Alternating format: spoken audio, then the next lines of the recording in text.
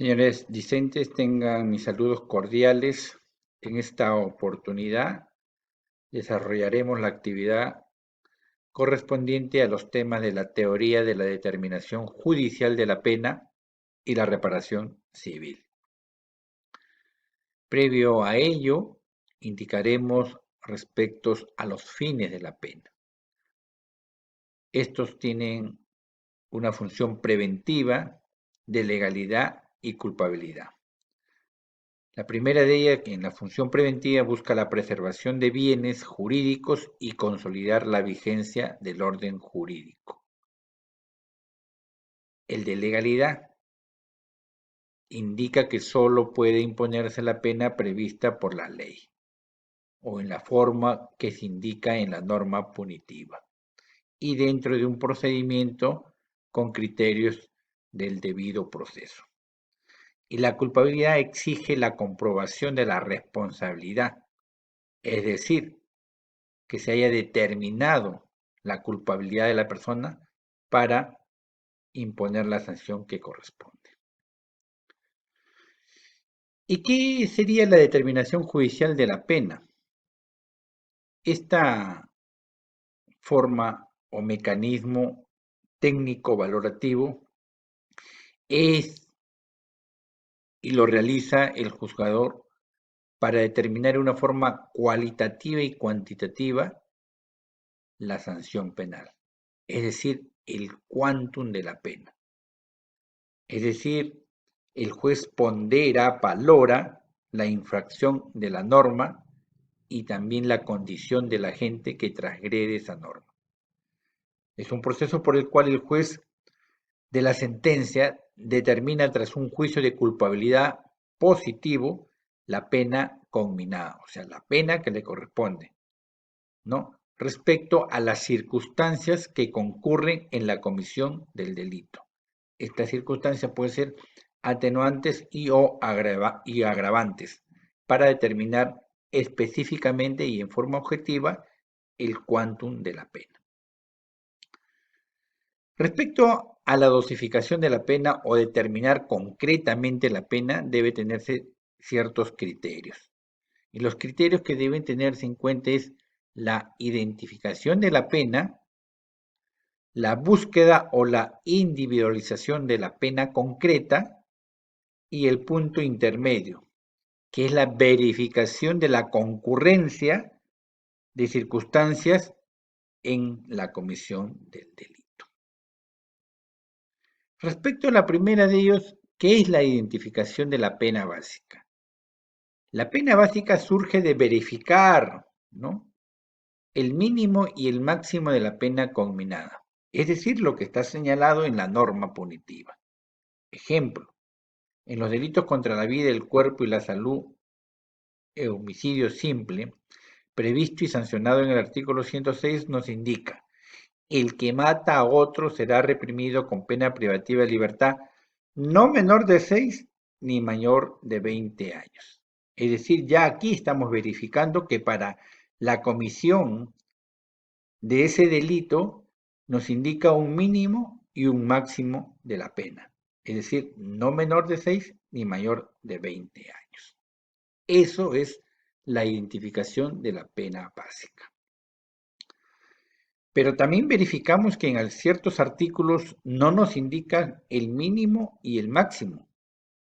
Nos señala prácticamente una pena máxima o una pena mínima. Entonces, para ello debemos regirnos por los límites generales del libro primero del Código Penal, que nos indica en su artículo 29 que el mínimo es 2 días y el máximo es 35 años. Respecto a la individualización concreta de la pena.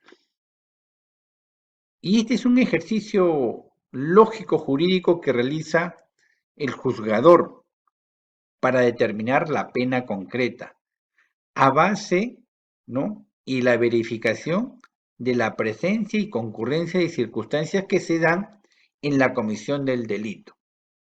Ello permite que en este razonamiento lógico jurídico se justifique la pena que se va a imponer o sea impuesto a la persona que ha cometido el delito y que está consignada en la correspondiente sentencia.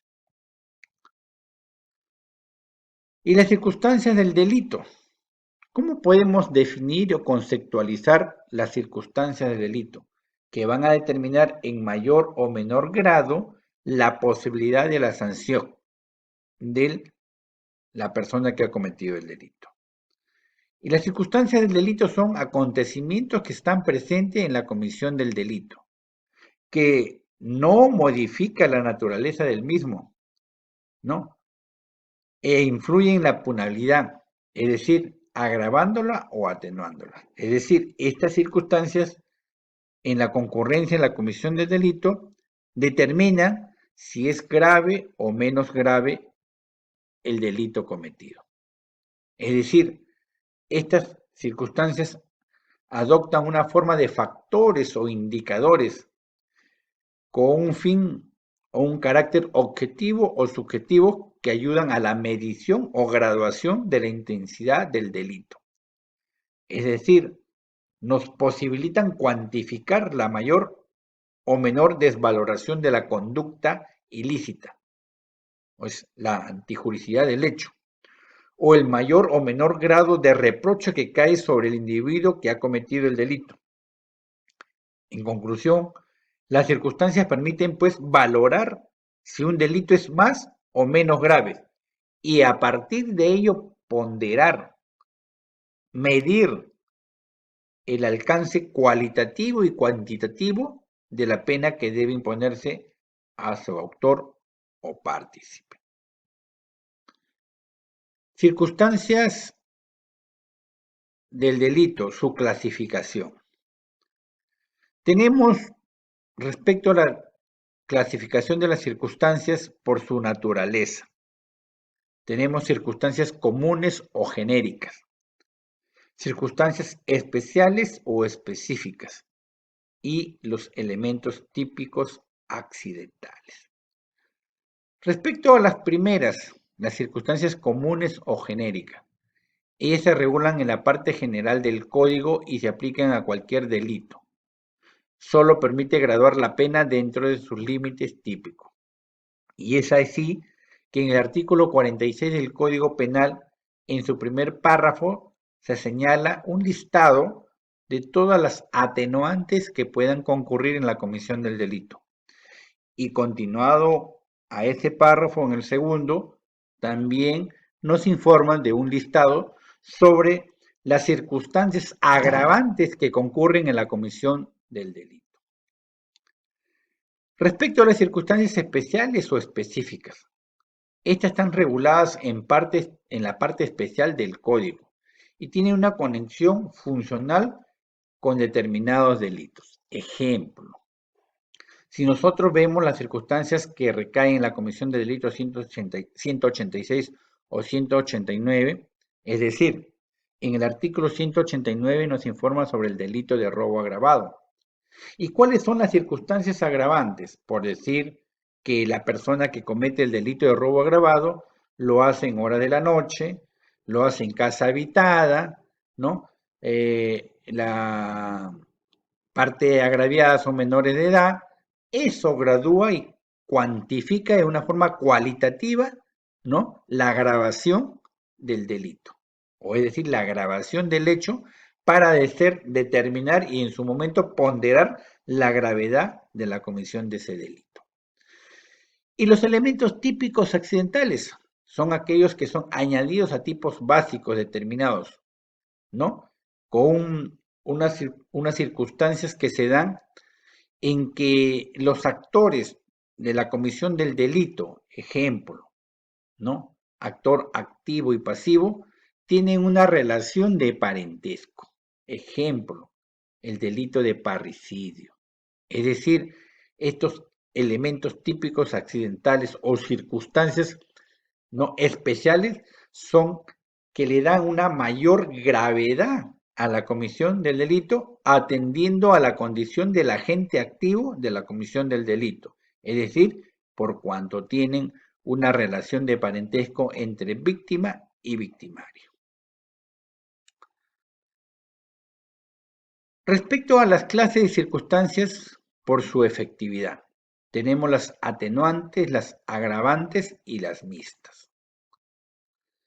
Y en las circunstancias atenuantes se valora de manera menos grave el delito cometido porque hay una desvaloración de la conducta, hay una menor intensidad en la culpabilidad del autor, menor punibilidad y por ende una menor sanción. Ejemplo, una comisión del delito de lesiones leves prevista y sancionada en el artículo 122 del Código Penal. Y también se va a tomar en cuenta criterios y causales para determinar y calificar como circunstancias atenuantes que concurran a la comisión del delito. Es decir, la carencia de antecedentes penales, obrar por mobles nobles y altruistas, obrar en estado de emoción, voluntariamente disminuir los efectos de la comisión del delito cuando ya éste se ha ejecutado, reparar el daño ocasionado a consecuencia de la comisión del delito, presentarse voluntariamente ante las autoridades y respecto a la edad del imputado.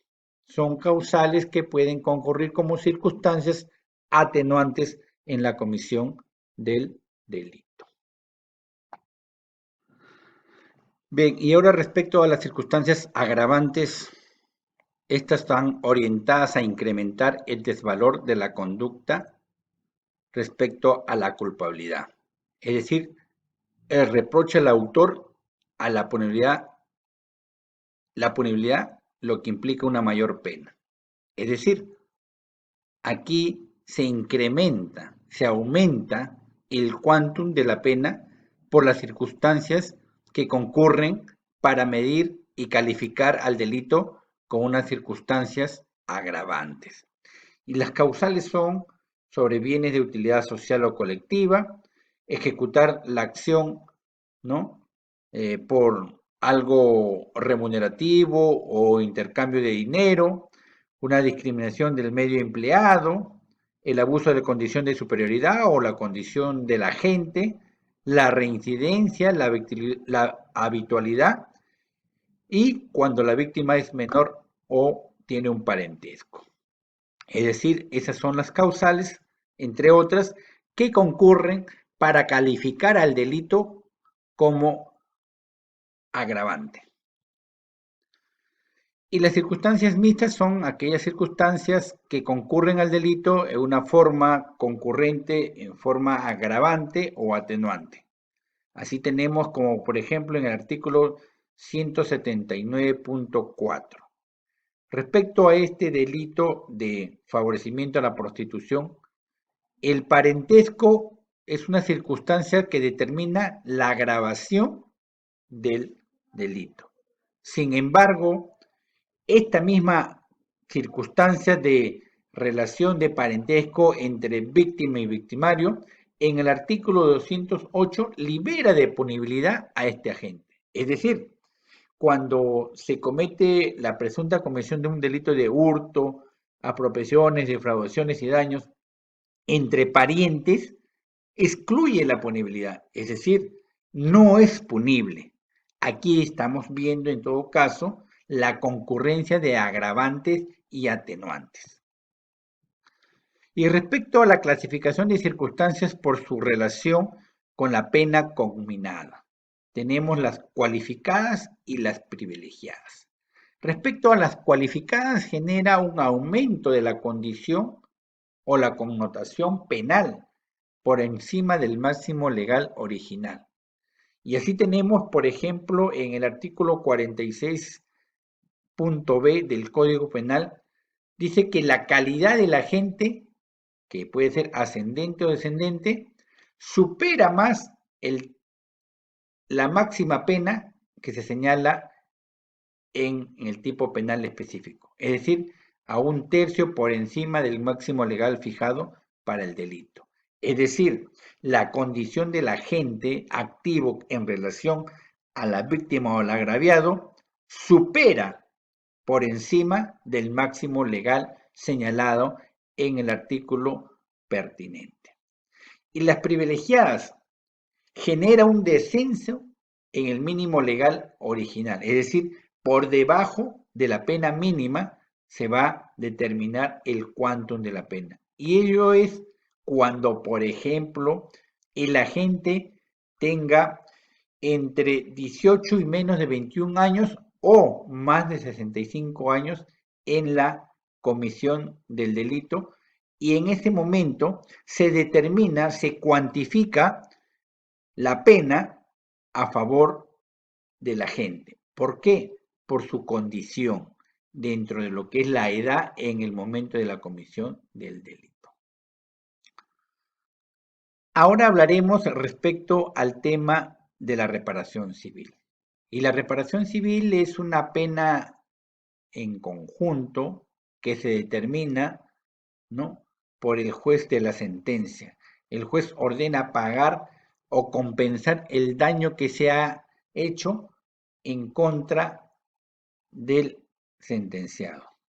Y ello, según el artículo 92 del Código Penal, la reparación civil se determina conjuntamente con la pena.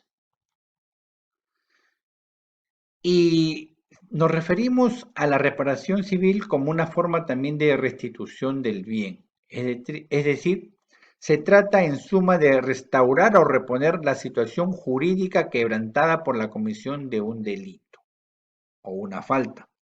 Es la obligación que debe restituir el sentenciado, ¿no?, a efectos de indemnizar al agraviado por la comisión del delito que se ha hecho en su contra. Y la indemnización de daños y perjuicios. Eso está regulado en el inciso 2 del artículo 93 del Código Penal. Y comprende un resarcimiento del daño moral y material que se adiciona a la restitución del bien. Es decir, respecto al daño moral y sin la comisión de los delitos de acción privada, llamados las querellas, respecto a la injuria, la calumnia y la difamación. El juez debe administrar con el derecho civil lo que se regula para determinar el quantum de la reparación civil y debe tener criterios, ¿no?, que deben concurrir, como por ejemplo el daño emergente y el lucro cesante. Criterios que van a determinar, ¿no?, el quantum de la reparación civil, es decir, la cantidad que debe indemnizar el sujeto activo del delito a favor de la parte agraviada. Y podemos decir y señalar qué es el daño emergente. Son las pérdidas económicas patrimoniales que una persona ha sufrido a consecuencia de la comisión del delito. Es decir, si una persona es poseedor de un vehículo y este es dañado o destruido, el valor de este constituye un daño emergente, porque son bienes que han sido afectados, bienes de mi patrimonio que han tenido una pérdida o un valor que ha sido disminuido. Y respecto a lo que es el lucro cesante, ¿qué es el lucro cesante? Es las ganancias que una persona ha dejado de percibir a consecuencia del daño. Eso quiere decir que si la víctima, continuando con el ejemplo anterior, no puede utilizar su vehículo en óptimas condiciones porque tenía que realizar labores de servicio de movilidad, entre otros, no se materializa esa ganancia. ¿Ello a qué? A consecuencia de que su vehículo, ¿no?, como patrimonio ha sido dañado. Es decir, deja de ganar, ¿no?, en ese sentido. Es por ello que tanto en el daño emergente y el lucro cesante debe tenerse en cuenta como criterios que el juez va a valorar el quantum de la reparación civil. Pues con esto, señores alumnos, le agradezco su atención y muchas gracias.